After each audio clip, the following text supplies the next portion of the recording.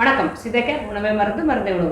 நம்ம உடல் உஷ்ணம் எப்போதுமே கரெக்டாக, அதாவது ரொம்ப குளிர்ச்சியாகவும் இல்லாமல் ரொம்ப உஷ்ணமும் இல்லாமல் நம்ம தேவையான உடல் சூடு இருந்தது அப்படின்னா எந்த நோய் வராது அப்படின்னு ஒவ்வொருத்தரையும் சொல்லிகிட்டே வரோம். பாடி டெம்பரேச்சர் மெயின்டைன் பண்ணிட்டு வந்தோம் அப்படின்னாலே நமக்கு நோய் வரவே வராது.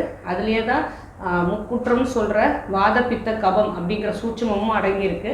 இது சித்த மருத்துவர்கள் அவங்களோட படிக்கும் போதும் சரி, அவங்களோட அனுபவத்துலேயும் சரி, இதெல்லாம் கண்டுபிடிச்சி நமக்கு சொல்லுவாங்க.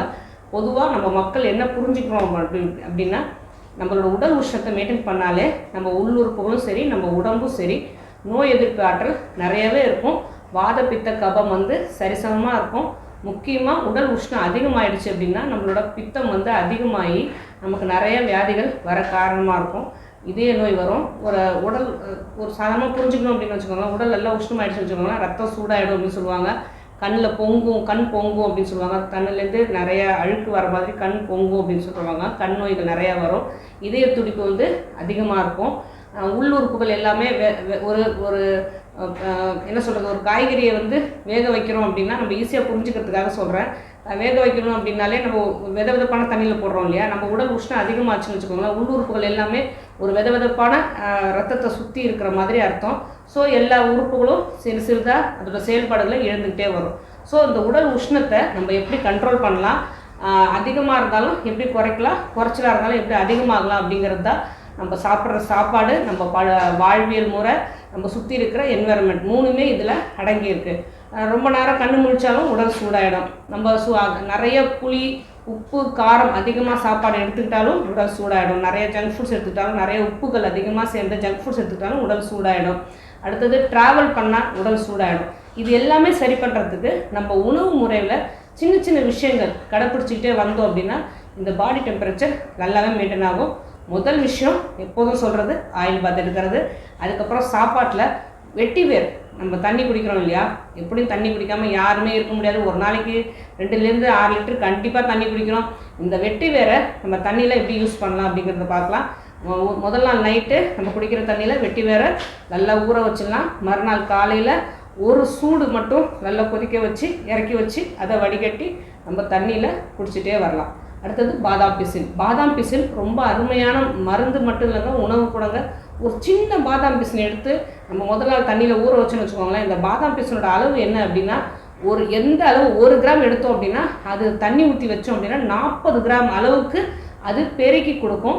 ஸோ நம்ம குடிக்கிற சாப்பாடுன்னு இல்லை, நம்ம குடிக்கிற சர்பத்தில் சேர்த்துக்கலாம், இல்லை தண்ணியில் வெறும் பாதாம் பிசின் போட்டு ஒரு டம்ளர் ஒரு நாளைக்கு குடிச்சிக்கலாம். இந்த பாதாம் பிசினை நம்ம குடிக்கிற பானங்கள் அனைத்துலேயுமே இதை சேர்த்துட்டு வரலாம். இந்த பாதாம் பிசின் சேர்க்கும் போது வறட்டு, இருமல் குறையும்.